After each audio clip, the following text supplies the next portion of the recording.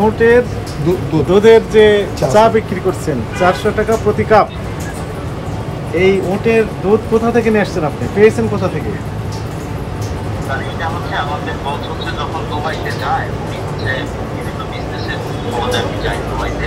আচ্ছা, যখন যায় তখন আসলে নিয়ে আসা অল্প করে মানে কয় কার্টুন আসেন? হ্যাঁ, উনি মোটামুটি 4-5 কেজি 6 কেজি এরকম করে নিয়ে আসে। 4-5 কেজি 6 কেজি করে নিয়ে আসেন, ডিব্বা করে নিয়ে আসেন। আচ্ছা, তো নিয়ে এসে এখানে বিক্রি করছেন 50 টাকা কাপ বিক্রি করছেন গরুর দুধের চা, আর উটের দুধের চা বিক্রি করছেন 400 টাকা। তো আপনি কি ভ্যাট ট্যাক্স দিয়ে নিয়ে আসছেন সরকারকে জানিয়ে, না অবৈধভাবে নিয়ে আসছেন ভ্যাট ট্যাক্স ফাঁকি দিয়ে? ওই যে উটের দুধটা স্যার,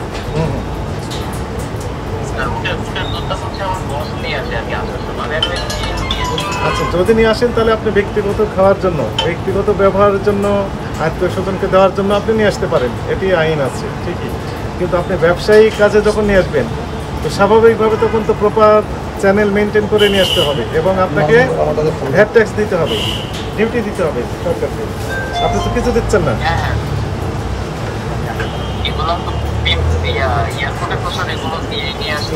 কাগজ দেখান তাহলে একটু দয়া করে।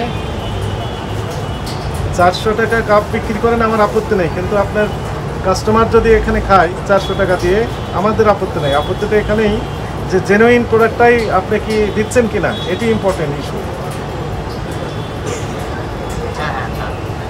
তারপর কোনো কাগজপত্র নেই, তাহলে আপনি এক কাজ করেন, এখানে কাগজপত্র দেখাতে বলেন ওনাকে। এখানে কাগজপত্র বলতে এটা মানে বিদেশ থেকে আনার যে পেপারটা স্যার ওগুলো? হ্যাঁ, ওগুলো রাইট। স্যার এটা তো স্যার নিয়ে আসে আমার বসে বিদেশ থেকে, আমি একটু বসের সাথে কথা বলি স্যার। হ্যাঁ, কথা বলেন, বলে এখানে এক্ষুনি মানে এখানে দেখাতে বলেন, এক্ষুনি দেখাতে বলেন। ঠিক আছে, জরুরি জানান, আমরা আছি আপনার স্যার। ওই পেপারগুলো স্যার একটু পাঠানোর ব্যবস্থা। হ্যাঁ, এখানে নেই, এখানে নেই। কয়টা শাখা আপনাদের? আচ্ছা, আপনাদের শাখা আছে মোট কয়টি? আমি দেখি। কয়টি শাখা আছে? সমস্যা ওনার সাথে আপনার সাথে বলি। আচ্ছা আচ্ছা, মোট কয়টা শাখা আছে? কেটে দেন, কেটে দেবো স্যার। উনি ওখানে যোগাযোগ। আমরা মোটামুটি দুধটা শুধু ওর সাথেই বিক্রি করি। জি স্যার। আচ্ছা, ঠিক আছে। এটা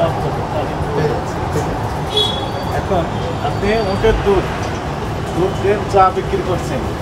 আচ্ছা, তেলা পোকার যে পায়খানা, সেটা যেমন চা বিক্রি করে বিক্রি করেন, আমাদের এটার দাম আরো বেশি হতে পারে নাকি? আচ্ছা, তো প্রচুর পরিমাণে তেলা পোকার পায়খানা, যদি চিনি রেখেছেন বা নাম দুধ কি রেখেছেন, সব প্যাকেট থেকে প্যাকেট